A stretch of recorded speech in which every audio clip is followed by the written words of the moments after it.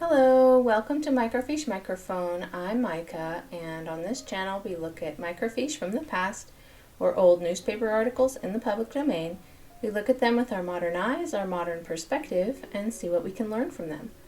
On this microfiche time capsule, we are looking at the Ladies' Home Journal from November 1884. And this article is entitled, Thanksgiving Day in the Olden Time. I'm not sure if they're going in the direction of like pilgrims or if they're going in the direction of like 100 years ago at this point, at which point it was already old. So we'll see. Also, it's a poem. I am not terribly into poetry, but I will do my best to read it in a nice cadence that goes along with it. And yeah, let's take a look at Thanksgiving in the Olden Time. A life more happy seemed to fill the homestead neath the sheltering hill, a gentle stir like winds at play that kept in mind Thanksgiving Day. Upon the roof tree sloping down of late had come a glistening crown of snow, and dropped beneath the caves the woodbine's red and withered leaves. As thus the homestead peaceful stood amidst the winter quietude, inside the housewife plied her art with busy hands and anxious heart. For 3 whole days of conflict dire was waged twixt eatables and fire. Eatables, Still does the crane not cease to groan, and still the oven holds its own. Now conscious of her skill and might, the house dame with her skirts drawn tight, and cap askew with flying strings, the closet fills with dainty things. The children peep with eyes aglow to see her place the pies in row, and steal to get with smack and sniff of steaming conserves just a whiff. The day has come, the blushing morn, now hears the lumbering stagecoach horn, that mid the echoings of the hills the homestead with a tremor fills. First at the door, the Grandshire grey puts forth his staff, his steps to stay. The toddler, prattling at his knee, thrust forth her head the coach to see. The stalwart son that bides at home into the doorway too has come. His wife and baby now appear. Hark, 'tis the sound of wheels they hear.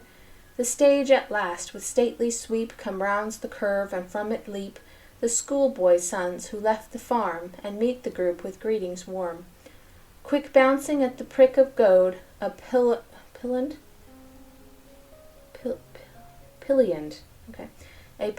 nag trots up the road, and pausing by the humble stoop, adds 2 newcomers to the group. The meeting house looms white and bare, high on the hill above them there, and in its steeple thumps and sways the bell that calls to prayer and praise. And soon the menfolk, smiling faced, responsive to its summons haste, whilst busy Marthas, full of care, 'gainst their return the feast prepared. The feast at last, the graces said, and up bobs every eager head, and bright eyes like some greedy power go seeking what they may devour. The turkey at the feast is lost, the chickens got their drumsticks crossed, in empty plates just filled with pies the good wife marks with smiling eyes. Each finds his limit reached at last, the apples come, the nuts are passed, the mugs of elder brimming stand, and jokes fly round on every hand. So goes the day till evening comes, and on the hob the kettle hums. The roasting apple puffs its cheek, and children play at hide and seek. Perhaps this day in years to come may find their wanderers far from home, and with joy-haunting memories cheer the shadows of that changeful year. Interesting. There's some pictures I will try to show. Some illustrations from this poem. It does paint a very clear picture. It's very illustrative, I think is to be the right word. It's very, it evokes an image in your mind. One thing I find interesting, so what they are talking about is not the first Thanksgiving. They are talking about Thanksgiving in the past. Which is strange for us because we're already way in the future compared to when this was published.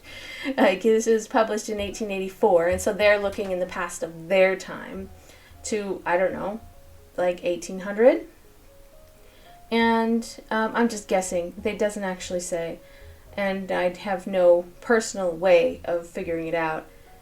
But also it's interesting from the illustration that it appears that everyone was eating together.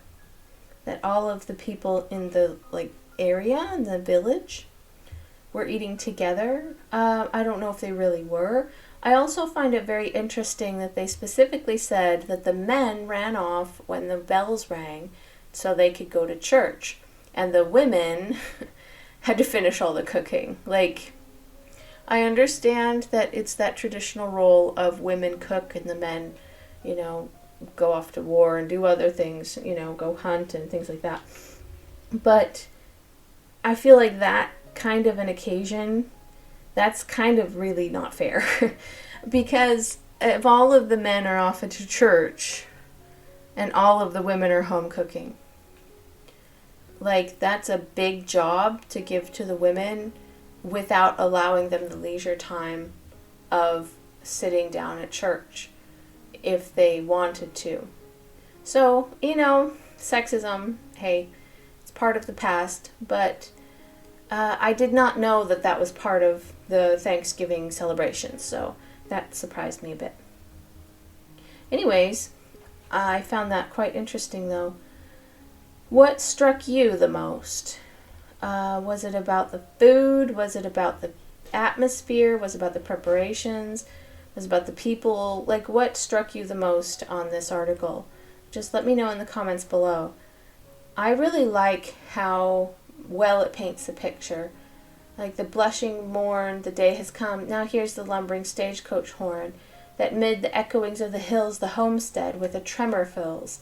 That's very thought-provoking, image-provoking. So picturesque, I think, would be a good word for it.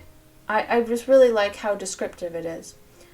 It's a very, very nice image that it conjures. So, I know we're coming closer to Thanksgiving this year. I thought this would be appropriate to read around this time. So I hope you enjoyed the Microfiche time capsule today. If you liked the video, please give it a like and a share, and come and subscribe to the channel, and hope to see you in the next video.